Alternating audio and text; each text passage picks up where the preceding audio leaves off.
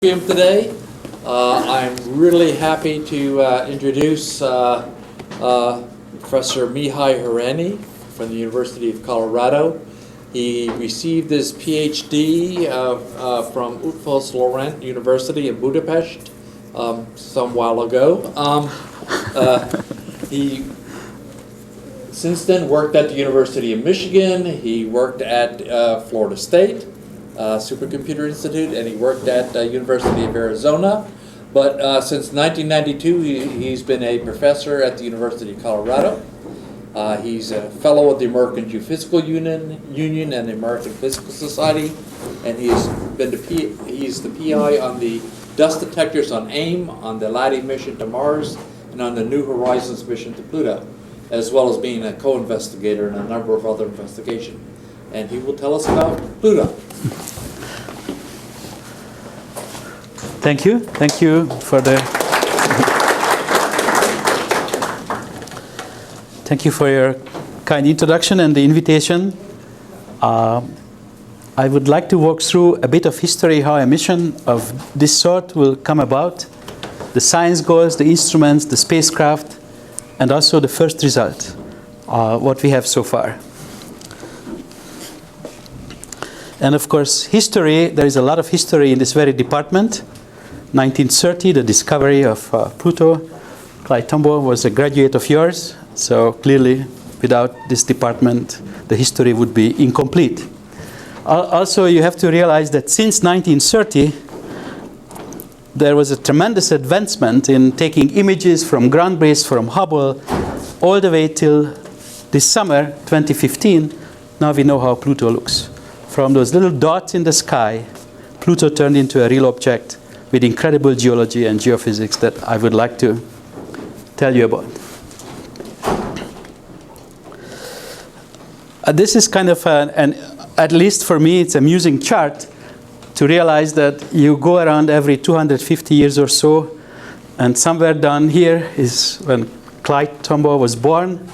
1930, he discovered Pluto, and you had to wait until 1978, that Pluto is not lonely. There is a moon around it, Charon.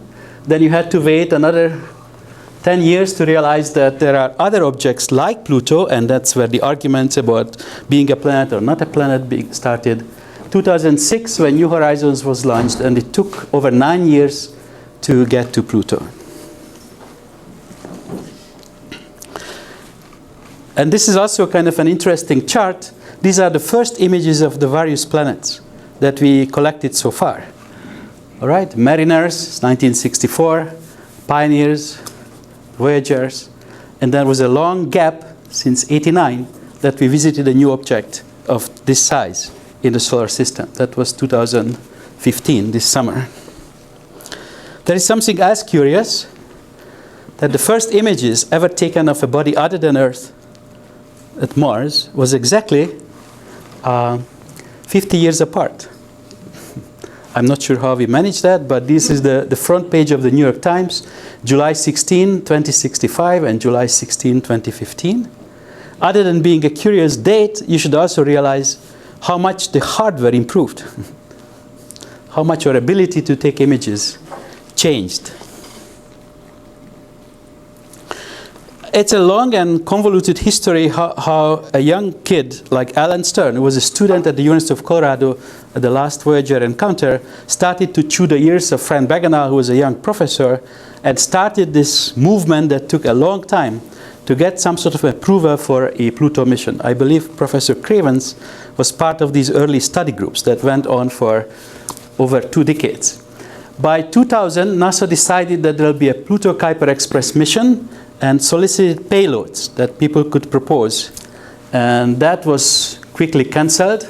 And by 2001, it started to solicit another type of a mission, what we call a PI-led mission. You are responsible for everything. If you think that NASA cannot do it with the standard setup, you could propose to put together an entire mission and see if you could do it. And that little chart on the right tells you how many different ways and institutions are involved in this argument about money, about schedule, about priorities, about science. But somehow along the way, Pluto Kuiper Belt mission was allowed to move forward, and the PIs had to propose a mission that would deliver a lot of science. And somehow the community as a whole, through decades of argument, more or less came to the conclusion that you cannot possibly win this proposal unless you satisfy the primary objectives. You have to do that. You will figure out how, what instruments, which you're going to run the show, but those you have to for sure deliver. You have to characterize the geology of Pluto and Charon, map the surface composition, learn about the atmosphere. Secondary objectives, it says, you better have it. It's not required for selections, but you better have and answer some of these. And at the very bottom would be nice to have if you can also deliver these other things. So there it is. The community is up in arms, try to cover these science goals various ways with various instruments. At the end of the day, there were 2 of these selected for phase A study. Phase A study means that we give you a little bit of money, we give you almost a year, and then put more meat on your proposal. Tell us in detail how exactly are you going to do this. The one on the left, it's the Pluto Outer Solar System Explorer. That was from my own institution, Laboratory for Atmospheric and Space Physics. The one to the right is from Southwest Research Institute, and you know the end of the story. The one on the right won, and that's the spacecraft and all the instruments. Actually, at the selection time, there was no student dust counter. I will come back to it. But there was Pepsi and SWAP. Those are in situ plasma instruments. They tell you about possibly the solar wind interactions with Pluto and the escape of the atmosphere. LORRI is a spy camera that can take very high resolution black and white images. And then ALICE is a UV spectrometer. It has many siblings flying on other missions. RALPH is actually an infrared and a black and white camera. And REX is a radio science experiment. And I will tell you what they do. But that was actually the proposal initially. And after the selection, there was another instrument added. And that was the student dust counter. The student dust counter actually was a big professional instrument on the competing proposal that was not selected. And somehow after the selections, we managed to find a way to get it on board, which is legally and financially and in all kinds of ways very difficult to do. But somehow this instrument found its way, and it had to be a student instrument because most of the funding that we used was initially dedicated to education and public outreach. To tap into that source of money, we had to make it a student instrument. So the color code is again category 1, category 2, and group 3 sciences, and the various instruments that cover would, at least at proposal time, tell you we will be able to do what we promised to do. These are the measurements to answer the questions at the high level and lower level questions. And it was a good coverage, so we had a good promise to successfully move forward. The spacecraft is rather small. It's 1 by 2 by 3 or 6 cubic meters. If you want an example, that's actually not even a grand piano. That's probably a baby grand. The total mass, fully fueled, is 480 kilograms. The science portion of that is about 30 kilograms. The total power at Pluto is 200 watts. 200 watts, and that is delivered by radiothermal generators. We have about 10 kilograms of plutonium on board. And that generates heat that we couple into it with thermocouples, and that generates the electricity. There are 7 instruments. If they are all running at the same time, that would require 30 watts of power. We communicate through a 2-meter diameter high-gain antenna, which at Pluto provides a baud rate of 3 kilobits per second. 3 kilobits per second. Most of you will not recognize an instrument like this. I do. That was actually a breakthrough that you could dial in at 2800 bits per sec. So we're barely beating that device. We have 2 times 8 gigabyte of solid state storage. We didn't fill that all up during the encounter. But if you divide the total data volume, which is actually a little less than that, with the data rate, you should be surprised that it will take a whole year to get all the data back down to ground. So in the next year or so, there will be weekly and monthly discoveries, as the data is being sent back to Earth that we collected during the encounter. Why is the bandwidth so small? The bandwidth is so small because you are so far away.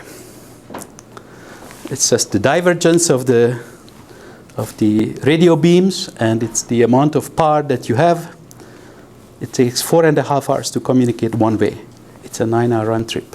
Why not run it at gigahertz? Excellent question. Run it faster, use more power, which we don't have. No, radio.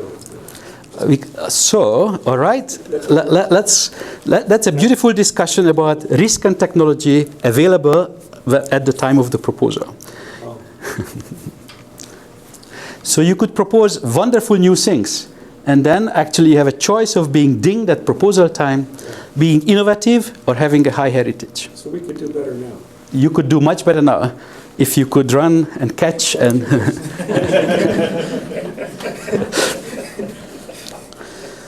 So the spacecraft that actually launched was the biggest you could buy at the time. It's an Atlas V, 5 solid rocket boosters attached all around it. It had an upper stage and yet another solid rocket on top. That's all the firepower you could assemble. I was at the launch, and actually the the Launch Alliance people came, and this combination, if you put 2 of these together, which they have plans for, can lift a third of the Saturn V. Just for historical curiosity. So it's all the firepower we could assemble on a tiny spacecraft. On the right, actually, that's the PI Alan Stern in the fairings of the rocket. And you notice that it's a tiny itty-bitty spacecraft on a huge rocket. January 19, if you have seen like a shuttle launch, and you would have seen this one, it was a bat out of hell. It vanished in the clouds in seconds. It was an incredibly fast launch, and many of you teach the rocket equations, and there is gravity that the burn rate matters. In space, the burn rate would not matter. On Earth, it matters because of gravity. So there is an incredibly fast launch, and it just vanished in the sky in no time. In less than 9 hours, it crossed the orbit of Pluto. In less than a year, it was at Jupiter. That less than a year to be at Jupiter actually was crucial. This is about the mission design. On the x-axis, I point you the launch date, and on the y-axis, your predicted arrival date. We had to go by Jupiter because there was a gravity assist. Without the gravity assist, if you are, a couple days late, you would add years and years to the trip time. Even then, it took 9.5 years to get to Jupiter. So it was crucial that we launch on time. It's crucial that we get the gravity assist at Jupiter, which is shown here. We got about 3 kilometers per sec during that encounter. And we were on the way since early 2006 to fly across the solar system. And actually, the first encounter where all the instruments other than our dust counter was exercised was during the flyby at Jupiter. This was an incredibly lucky geometry because we flew through the geotail, or the Jovian magnetotail, for hundreds of thousands of kilometers. And that was the first time that people noticed. Of course, we had images like this when the volcanoes of Iowa are erupting, but we also had plasma measurements down the tail with big blobs of plasma being intermittently emitted from the inside of the Jovian magnetosphere. So along the way, it did well. And then we had, of course, when you have an encounter, and you plan what instrument is looking at what time. Everything was properly figured out until, well, first of all, just to remind you that Pluto is smaller than the moon, of course, and Charon is even smaller than that. And then people started to look with Hubble Space Telescope and notice that there are new moons, which is wonderful until you fly a mission and says, oh my God, more moons, more things to hit, possibly more dust. That's danger. So there was a lot of effort to go and learn what is the distance out that you could use LORRI and make kind of a map of the dust content of the Pluto-Charon system, and what sort of backup trajectories you could fly, and when you have to make the decision that you could fly across. And there was a lot of people who were working on the hazard, and it turned out that to the best of our ability, we didn't have to exercise any of these backup options, and we flew the original plans.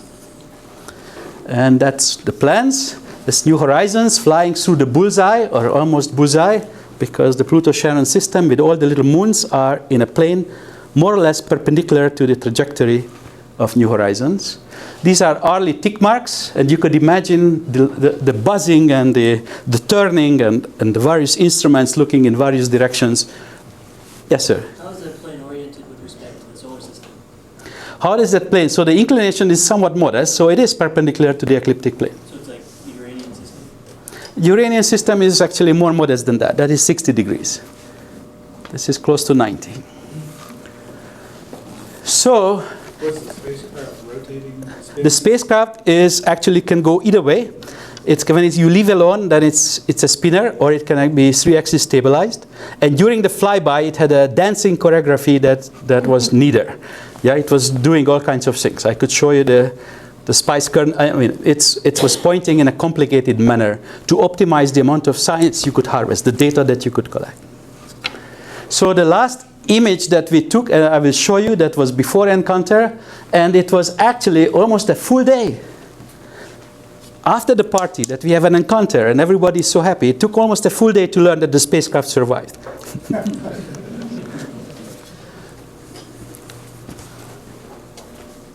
We are going across the system with about 14 kilometers per sec. So it's kind of, everything is happening very quickly. On the left, many of you might recall, this is Apollo 13, the return of the astronauts that survived the disaster. All the men smoking cigars and being very happy about it. They are the mission managers. On the right is the single project manager for New Horizons. Of course, this is not a manned mission. And then after a day or so, she's reporting. MOM stands for actually mission operations manager. But she was the mom of the whole mission, Alice Bowman at APL. So the first time we had a contact, that's where the real party was. We survived, and there's a chance to get the data back. By the way, you also might recall that just 10 days before closest encounter, the spacecraft went into safe mode. You could imagine the activities and the heartache that we're gonna, after 9.5 years, we're gonna fly by and we cannot do anything. So these people managed to get back on track. We lost a day of science, which is 10-day out science, which is not a big deal. But you should also appreciate that to try something, you send a command. It's 4.5 hours. And then you wait another 4.5 hours to verify that what you did was the right thing to do. That they managed to recover the spacecraft, they put it on back, and that was perhaps like half a day to spare before the last sequence of events was uploaded and hardwired. This is it. That's how the flyby will go by. There's nothing you could change. This is how the instruments will collect the data. Second by second by second, that's the playbook. Off you go. And that's the image that all of you must have seen.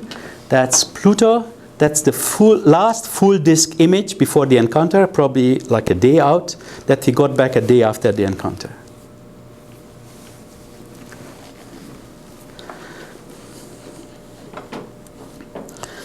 The moment the people have seen it, there was a lot of unbelievable statements. Wow. This is really roundabout. This thing is very spherical. How come? That was not really what people imagined. Incredibly spherical. And then, of course, our friends in geology immediately mark up regions. There's a lot of geology. Parts seem to be old because they're beaten up by impacts. Parts seems to be fresh because there are no craters, and it seems to be a very different composition than the rest. So there is active geology, there is resurfacing, there is all kinds of surprises that very image alone fired up. And of course, the fun part, when you go and explore, you will make a map and you're going to name the various regions. And of course, you should be all pleased. There is Tambo Regio, which is one of these, the big heart. These names were part and I hate to say that publicity stunt, but so a year ahead of time, the mission set up an international solicitation of proposing names of geological features. And people all around the world were sending in suggestions. And then the mission, some people involved, they decided how to organize it. We have regions that are named by space missions or scientists or historic explorers or underworld beings or science fiction characters. So people had a lot of fun naming the various regions, including the Tambo Regio, and of course this big flat icy plateau, the Sputnik Planum. I will show you that in a higher resolution. And this is the first image that we got. And some of you would notice there's a lot of squares. That's JPEG compression. And then you waited another, I think it's like another month. And then the much better version was built on the ground. And notice how crazy this terrain looks. There is this not hexagonal, but these are little patches that people argue that is, well, either upswell or downswell or something that is turns around the ice. And there are a lot of beautiful pieces of ideas that if you somehow can gauge how much is the heat flux from below, how much stress and strain you could calculate, and depending on the thickness of the ice sheet, what sort of characteristic structures you would see. What would be the scale, the scaling of upwelling and downwelling in this region. This calculation was actually done, you notice, for Ganymede. But that's the best I can show you. People, you bet you are running these codes again and again and try to figure out what is happening on Pluto. And of course, there are these strange mountains. The height of some of these, based on the shadows, is as high as the Rockies. They are 3 kilometers high. I don't know much about the rheology of ice, but I was told that nitrogen or CO or methane is ice that is soft. You cannot build a mountain that is 3 kilometers high. So there must be that these are actually mountains of water ice that is apparently rigid enough. Of course, the temperatures are very low, 30 to 50 Kelvin or so, but nevertheless, you need water ice to build these big mountains. Apparently, you cannot do it from CO or NH4 or N2. What's the surface temperature? 30 to 50 Kelvin, depending on the sunny side. It's far away from the sun. It's 1,000 times less energy coming in than at Earth. Well, that's right, of course. Yeah. A lot of ice determined. Pardon? A lot of ice on the surface determined, or? Yes, I will show you the spectra, the reflectance spectra in a second. So people argue that at least the underlying rigid surface is most likely water ice. Other regions, like this one, you see a flow pattern, which is, people argue that it must be the soft nitrogen flow that is giving you like a slow glacier resurfacing.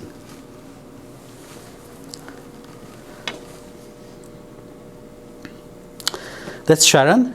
That's the first picture. I show you again a better version, but it's clearly beaten up. It has its own exposure to be hit by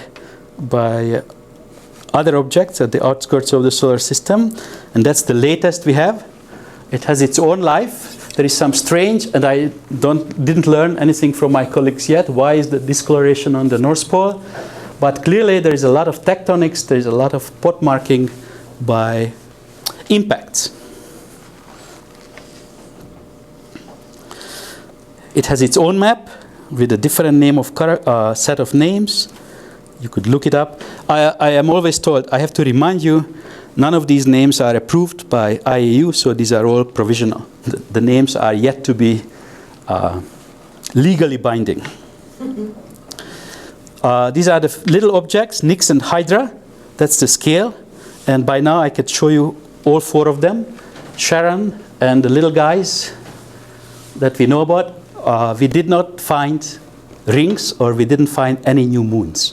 These are it, as far as I can tell, based on New Horizons. about the composition. So from ground-based observations and looking at what fraction of the solar illumination is being reflected at what wavelengths, people argued that there is a lot of nitrogen, CH4 and CO, and this is patchy, and how it is distributed on the surface, because we noticed that we noticed that the brightness is changing in time. People argued that it has to do with the rotation period and the various surface brightness exposed towards the observer.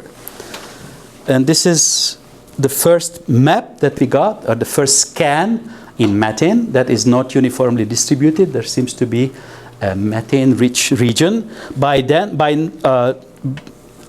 Since July, we have a half a map of Pluto in coloring, where there is a lot of methane versus there is little methane. My understanding that this actually entire hemisphere will be filled out in due time.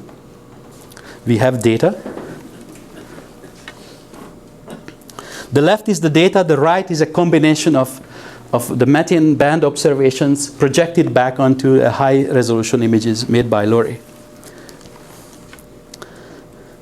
Water. The water is not everywhere. It appears to be in patches. The blue is the one that water bands were noticed on the surface. And then there is this curious thing about Sharon, that one of the craters is painted green in, I forgot, it's probably 2.2 micron on some bandwidth that would tell you that there is a lot of ammonia.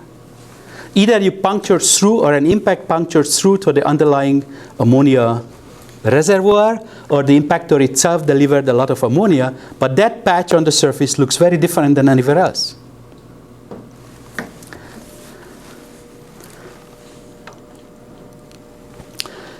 Now I would like to move on from geology to the atmosphere.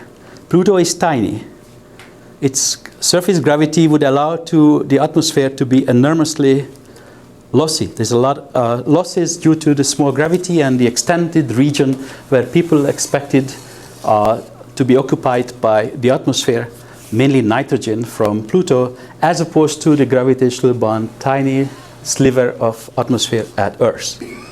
And the model suggests that you have a huge loss rate, about 500 tons a day, which is probably constitutes to kilometers of ice throughout the history of the solar system. So you have material, you could keep doing it. It's okay. And that certainly, if you recall the slide about the Pluto, the eccentric orbit, people argued that this mission better go now, because as we move away from the sun, the atmosphere will collapse entirely, and you will never measure what you are supposed to do. So the mission had to go as soon as possible. So if we have an extended atmosphere, what sort of an interaction one would expect with the incoming solar wind? Where people argue that if you have a lot of loss rate, that maybe Pluto works like a comet. It will release neutrals. The neutrals will be ionized or charge exchange with the solar wind plasma, will be picked up by the solar wind, and it will make the solar wind slow down, go through a bow shock, and do something like comets do. For example, the type of data that I will show in a second is similar to a comet flyby. This is Comet Borrelly. That was a Deep Space One mission, a technology demonstration, ion engine demonstration. But it flew through the comet. It measured the solar wind before and after. It measured the slowdown and the heat up of the solar wind and the appearance of cometary or much heavier ions than the solar wind protons. This is actually an ion engine burn. So that's the type of data people were expecting. Or it is possible that the escape rate, based on the models we have for the atmosphere and the ionosphere from a colleague, Daryl Strobel, you can make a prediction what is the density of the ionosphere, and if the solar wind flows by, possibly you can generate enough currents that you could set up the solar wind with a very different type of interaction. Like that would be like Venus, a Venus-type interaction. Depending on the magnitude of the solar wind ram pressure, you could get more fuzzy or less fuzzy, but it's a different type of interaction with the atmosphere. And then we flew by, and this is the schematics. That's the solar wind coming in, and we are expecting this big region for the solar wind Pluto interaction, and it's neither Venus nor a comet, and we don't know quite yet what it is. The solar wind seemed to be unperturbed all the way to incredibly close to Pluto. There were signatures of N2 plus being picked up, but the numbers seemed incredibly low, so the solar wind remained undisturbed. And then when you fly through, the solar wind actually vanished and heavy ions appeared downstream. Tom Cravens or somebody else will have yet to work it out. What does that mean? Yes? Is it a magnetic sphere, or is it a shock wave just with the atmosphere? That's a beautiful question. Unfortunately, we do not have a magnetometer, so I cannot tell you what the magnetic field was doing. It could be that the solar wind slowed down and makes a pile up in the with the solar magnetic field, solar wind magnetic field against the magnetosphere, and then the inside is thermal pressure or J-crust or some other forces keep balance. The models, neither one that we are or I am remotely familiar with, none of them seems to work on a level of orders of magnitude. So probably we'll have to revise the model of the atmosphere. Probably the escape rate is not as significant as we thought. The other idea that we should have thought about it is to recognize that the lifetime of a neutral to get ionized is enormously long, 50 years. 50 years is a good part of the orbit. So if I were to be Pluto and you are the sun and I'm throwing neutrals towards you, that I think the solar wind have to deal with on its way towards Pluto, it's not quite the case, because those neutrals are Kepler sheared away. They are out of the way in 50 years. So anyway, we have some rethinking to do how that really works.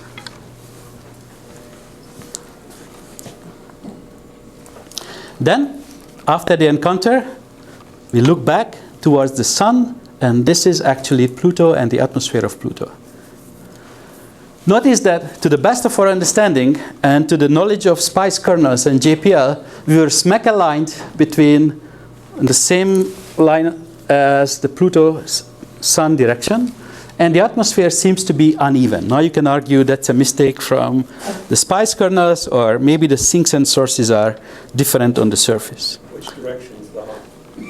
Which direction is hawk? Is bird? This direction is... There is a direction. What direction is that point to? So you are behind Pluto, you are looking towards the sun. Where's up? Oh, up. Up is up. Okay.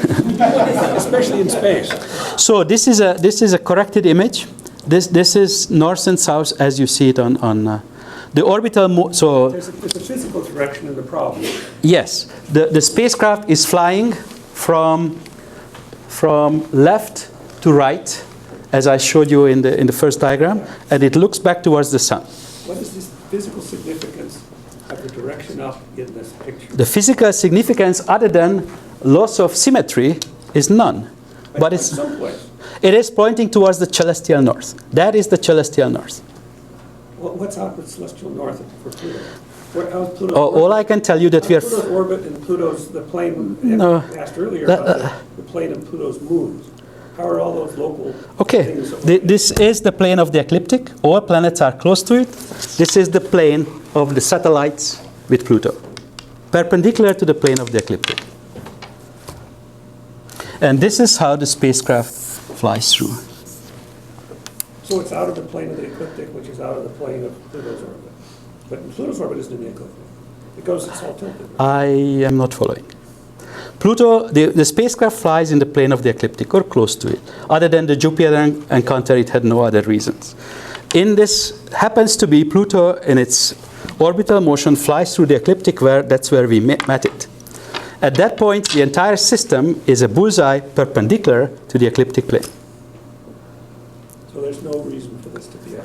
There is, other than being up, there is no other reason. I mean, up in the sense of, if that's the angular momentum of the sun, that's the angular momentum of Pluto's orbit, that's the up direction, I'm looking back towards the sun. What's the axis of rotation? The axis of rotation of Pluto, to the best of my understanding, that is normal to the plane where the moons are orbiting it. They have the same sense of angular momentum as the little objects around Pluto. Maybe this is the magnetic field. Maybe. What's your magnetometer? None. No, that's it. That's all you get. There are better magnetometers because of the pickup ions, but I am not sure it's the magnetic field other than the surface composition. Of course, it is not uniform on the surface. I showed you images. And this is actually a later image when you notice that you could fold it up in a cylindrical coordinate system, and you notice a haze layer. And the haze layer has structure. And that probably has to do with what's underneath, how well you react, how much material you evaporate, even at the or sublimate, even at those So is it correlating with that junk on the surface, the bright stuff and the dark stuff? You are ahead of me. I don't know the answer, but that would be the obvious solution. So, there is another way to look for the atmosphere. During the same time, of course, you could make a scan. You could make a solar occultation using or star the sun and see how it shines through the atmosphere. And look what happens. Yeah, when you are far away, the solar radiation is not attenuated. And as you are approaching Pluto, that's the absorption due to the atmosphere. You hit the hard deck, Pluto itself, and then you recover on the other side. That's Pluto's atmosphere. The same experiment at Charon shows you that there is no atmosphere around Charon. It was the very same setup. There is a trick, though, which is interesting. From the ground, at the right time, there was radio signal sent up to the high-gain antenna, which was turned towards back to Earth. And notice the radio attenuation as it goes through the atmosphere, that you could invert for densities. And we are off by a factor of several, and I don't know why that is. The density at the surface reported by the radio experiment compared to the ground-based earlier and the solar occultation executed on the spacecraft, there is a discrepancy. We have yet to figure out how could this be. And of course, stellar occultations are more sensitive to the upper parts of the atmosphere. That egress and anyway, that kind of a shape will tell you a lot about the scale heights. Close to the surface, probably radio does better, and we just have to rethink how we understand a standard atmospheric profile with standard scale heights. How does it work? How can there be a discrepancy between radio and solar occultation? What's the gravitational scale height for Pluto? Oh, must be like 100 kilometers or 50 kilometers. Yeah. So there are haze layers. This is it at various heights. And then people argued that, oh, maybe that has to do with photochemistry. We start with methane. There we allow chemistry and photochemistry to take place. They are actually building themselves into bigger and bigger molecules. At some point, they're going to be big enough. They're going to be these toluenes, the magic stuff, you know, all the complex molecules built into large pieces that would actually fall down and make the surface reddish. And that's why Pluto looks so reddish compared to Charon, because of the atmospheric chemistry and the fallout of hydrocarbons from the atmosphere. And of course, it is possible that because of the atmosphere, you have dust ablation as interplanetary dust particles fall onto the Earth. Did you know that we have about 100 tons of cosmic material coming in every day? That has a big role in our atmospheric chemistry. Certainly the magnesium and iron and all the stuff high in the atmosphere comes from interplanetary space. The same number is about 5 kilograms at Pluto. But maybe it is important. I cannot tell you. But that brings me to the last part of my talk, which is the dust instrument. That is the one that was built at the University of Colorado. There was a precursor. Remember that NASA asked for full missions, or full payloads. Full payloads. And there was a mission proposed from LASP, which carried a single instrument, a dust detector that NASA didn't ask for. But we tried to make a point. And then, of course, we had to sit through the reviews. Your instrument is good, low risk. Your science is good, we like it. Your responsiveness to the AO is 0. Out you go. And in any case, that whole idea of having payloads being solicited came to a halt. And by the time we were competing, we were part of this mission, the Pluto Dust Experiment, PDEX. We would have been put, at least initially, we had this idea to work similarly to the Pioneer 10 and 11 dust detectors, which were put on the backside of the high gain antenna. The high gain antenna is back to Earth. The other side is in the ram direction, the motion of the spacecraft. That's how you can detect dust particles. So we had this idea that instead of beer cans, if you know what, those were little a tin foil, aluminum foil over pressurized chambers, how Pioneer worked. You puncture a hole, the gas escapes, and the conductivity stops. That instrument stopped working at 18 AU. By the way, 18 AU, it overperformed its design by an enormous factor. The only reason Pioneer 10 and 11 had a dust detector to make sure that Voyagers and fine later spacecraft can fly through the asteroid belt. It proved that fine, and it kept working for another many years. So, but instead of that, instead of going to the high gain antenna, first of all, we were not selected, and then we had to go back to Alan and make a deal somehow to turn that instrument into a student instrument, and that is the student dust counter. That has nothing to do with the instrument we built. It had to be much smaller, much simpler, have to use less power than we had in mind initially, and it had to be a fraction of the cost. So here we are, starting all over to fit in a very different box in mass, power, money, schedule. Everything had to be very different. And I started to recruit students, and the small group, 1 and 2 and 3, turned into about 20 at the end, when the height of the construction of this instrument. We had incredible help from professionals at LASP. Mark Langton was helping as a manager, but we did have a student manager, which was incredibly useful. And then we could go and ask for help. Tony Tuzzolino worked with John Simpson and invented polyvinylidene fluoride instruments, which are a thin, permanently polarized plastic film. When you puncture a hole, it gives an electrical signal. That signal tells me a combination of mass and speed. I only have one signal. I cannot tell it apart. So we make an assumption that the dust is slow compared to the spacecraft. Therefore, I can tell you what the speed is and read out the mass of the particle.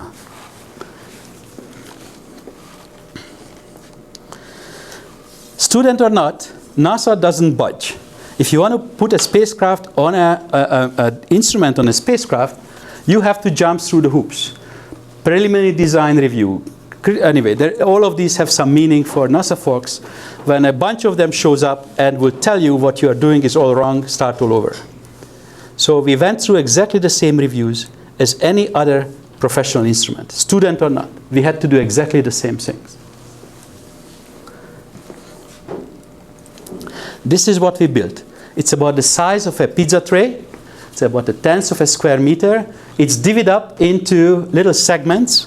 Electronic noise is proportional to the capacitance that you put on the input of an amplifier. The capacitance is proportional to the surface area, so we had to cut that down. You cannot build just one big film. So it's cut up into channels. There is 12 on one side, and for good reasons, we have 2 on the back that is never exposed to dust. This is, by the way that your little laptop microphone works. It's sensitive to acoustics, so we had to make sure that we have some gauge of how much noise we are exposed to. So it was about 1.6 million, 1.6 kilogram, and when everything is running, it's about 5 watts. What set the limits on those sizes and monies and power?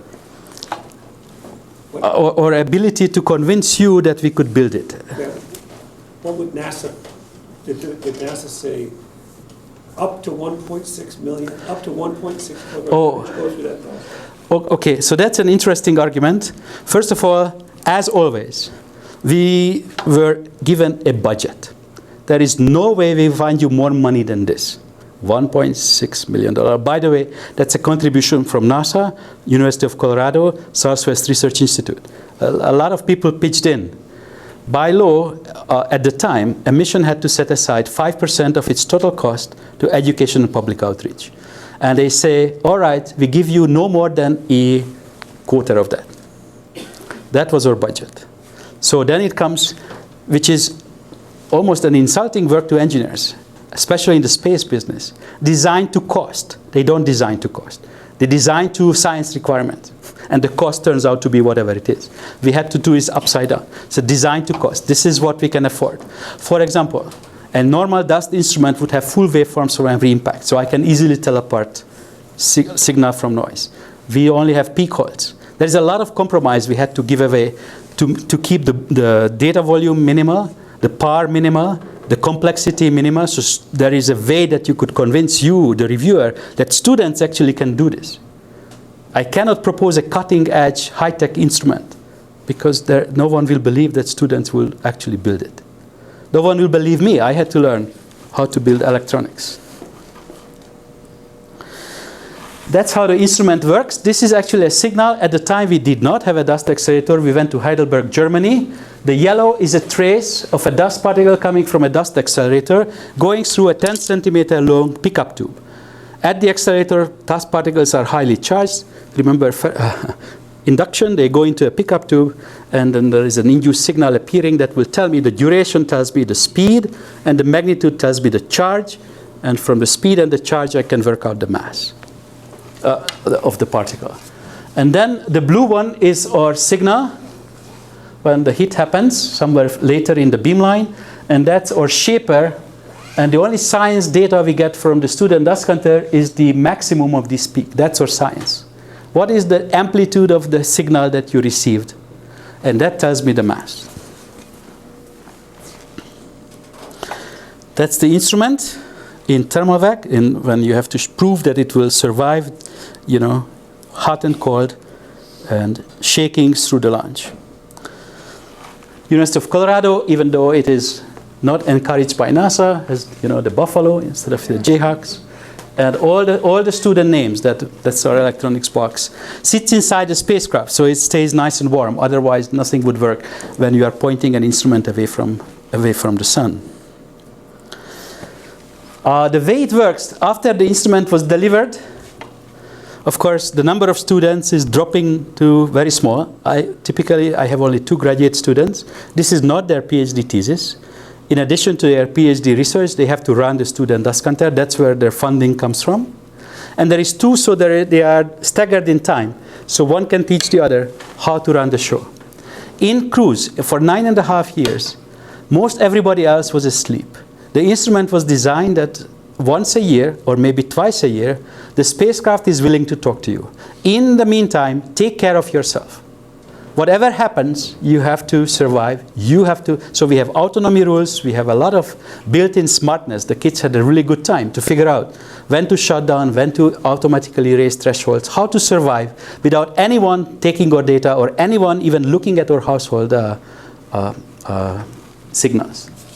So since then, I work with graduate students. Now I'm on the generation 5.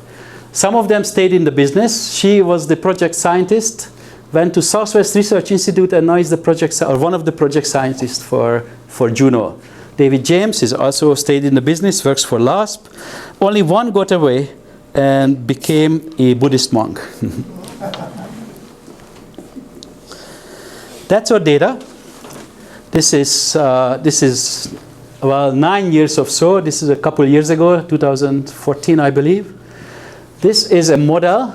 This is the data from the student dust counter. This is data from Pioneer 10. And the way the model works is, imagine that out in the Kuiper belt, there are collisions, and the Kuiper belt particles are bombarded by dust, either from interstellar space or dust generated. How much dust you should generate, and what size distribution they should be generated with. By the time they migrate across the solar system due to Poynting, Robertson drag, have resonant interactions with the planet, would reproduce the measurement that the student dust counter and Pioneer did. So I have 2 parameters to fit: how much dirt is being produced and what is the initial size distribution. Because the transfer rate from the outskirts to the inside of the solar system depends on mass. So if you start like this, by the time you get to us, it will be different. So we turn those 2 knobs, and turns out that you have to generate about a few tons of every second of dust, and you have to generate it with a reasonably steep power law. So match our observations. And that's incredible. That's already a contribution the little dust counter could do to science and tell you how much dust has to be produced in the Kuiper belt. What is the initial size distribution? People who are smarter than us would tell me, oh, then you have to have parent bodies of this many, of this size, to produce that much dust. Of course, then you could do better models by now. This is all the various sources of dust we know in the outskirts of the solar system. Jupiter family comets, Halley-type comets, Kuiper belt-type objects, and Oort cloud comets, and their various contributions and how you mix and match to fix up that you can actually reproduce your data. Then we came to the encounter. Plus minus 5 days. This is what we noticed. There's a lot of small amplitude events. The gray ones are coincident with thruster firings. Remember the acoustic problem. Every time you fire one of the thrusters, we listen. There was a lot of thruster firings during the encounter because the spacecraft had to go through its dance and motion to make all the observations. There are two of these dots that are blue because we also marked, in addition not to be coincident with any of the thruster firings, you could actually get into the instrument. Because if we register the hit that we are not pointing in the RAM direction, that is probably noise. You have to come into the instrument or hit the instrument from the space pointing side. So at the end of the day, we have one candidate hit, and that one candidate hit is already sufficient to argue, because I know what is the volume that we carved out, that the density of dust, at least in this size range, this is a high threshold, so we went through with a threshold of about 1.5 micron, has to be less than about 2 particles plus minus 1.6 larger bars per cubic kilometer. That density, by the way, matches the density we measured all the way up to Pluto. So that we did not find any significant enhancement of dust in the Pluto system. And of course, we are ready to go on.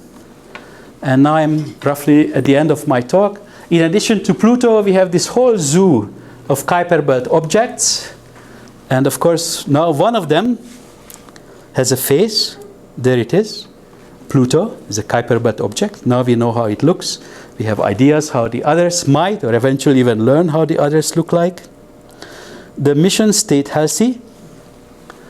We do have a second target. If you followed the news, or if you didn't, there will be 4 engine burns. We are done with 3 to make a maneuver to change the trajectory to have a second encounter the last day of 2019.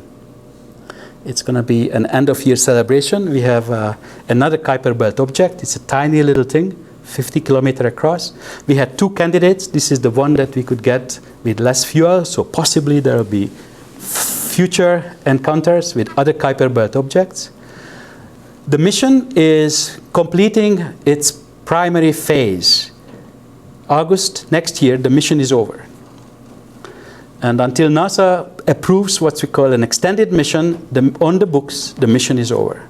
So somewhere in the spring, we're going to turn in a proposal, which is give us a bit more money for an extended mission. This is the science we could do. These are the things we could achieve if you keep running New Horizons. And I'm confident that will be the case, that we can continue. There is enough telemetry, there is enough fuel, there is enough everything that this mission can go on in the late 30s.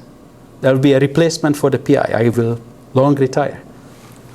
So this is my last slide. Please note that the mission completed the initial inventory. And now let's be diplomatic. The classical planets. I don't want to get into the argument about planet or not planet. The spacecraft is healthy. And it will take probably till the August of next year to get all the data to the ground. And that's the slow telemetry. Every week, every couple of weeks, there is an incredible discovery you should enjoy. And we are ready to, continue and make measurements for decades to come. Thank you.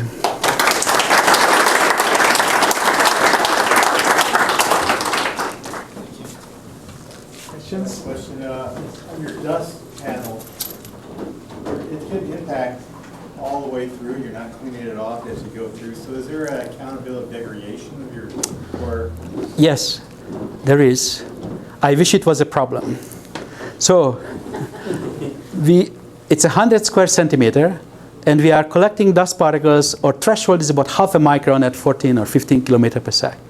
So we are punching micron squared holes into 100 square centimeter. There's a long ways to go. We are okay.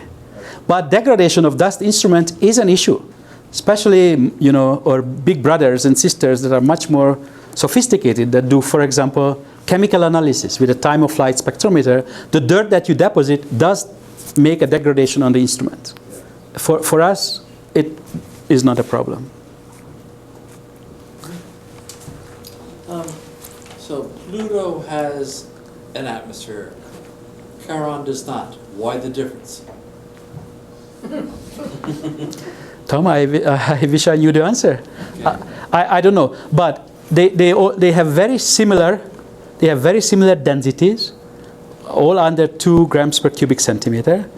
Other than the hydrocarbons, they all seem to have a lot of water ice present. I don't know why it is rich in this other stuff to make an atmosphere. Maybe the history was different. People argued that it's a captured object. People argued that it's co-formed. I do not have an answer. I have an answer. Pluto really is a planet. That's why it's got an atmosphere. And it knows it. Yeah, no, And it's fuming about all these arguments. Okay. Yes. Oh. What is the trajectory of New Horizons now with respect to the heliopause round direction? We are actually going upstream. Upstream. We are going in the same direction, or anti the interstellar flow. Okay. So we are going upstream. We have a 20-year gap on Voyagers or so. So it will. But we're moving a lot faster. We are moving a lot faster, but we also don't quite have the right, like a magnetometer is missing. Well, Pepsi. Pepsi and SWAP Yeah. certainly would notice if we are getting outside the heliosphere. Do they run these all the time? Or just So in cruise, other than there were rehearsal periods when people went through, they started to make regular measurements like 6 months out, but there is no reason not to run them. It is possible as we move out and time goes on that we have to duty cycle. But for us, because of the dust density is so low, the exposure, which is surface area times the measurement, is critical. So we'd like to be on as much as possible. These other guys, can be on intermittently. That's how we argue. But at least they can make good contribution, for example, to these issues of heliospheric boundaries and whatnot, if every month they turn on for a day or something. Any other questions? Yes. So, if funding goes away, or if you can't get the extended mission, does it keep talking back to you, or is it just you turn it off? It is so. It could keep talking back to us, no problem. The problem is the cost of the DSN, the Deep Space Network. We have to have funding, salaries, maintenance, and actually share that resource with many other missions to have time on there is no other way to get our data, just the biggest dishes on the ground. How much does it cost? I don't know the answer to that, but it's ain't cheap. And it's by now, it used to be a NASA, a resource. If you had a mission, it was granted. I don't think that's no longer the case. You have to account for it. It's a line item in the arguments. I don't know the cost. Will there be a data analysis program? I hope so. Yes, there should be just like the good old days of Voyager. After every encounter, it will be open to the public by law, which is somewhat different since Voyager. All the data will be in the planetary data system in I think it's a year or within a year, and when that happens, it is open for data analysis, and there should be a pocket of money for Pluto data analysis. Some other question? Okay, no, thanks again. Sure.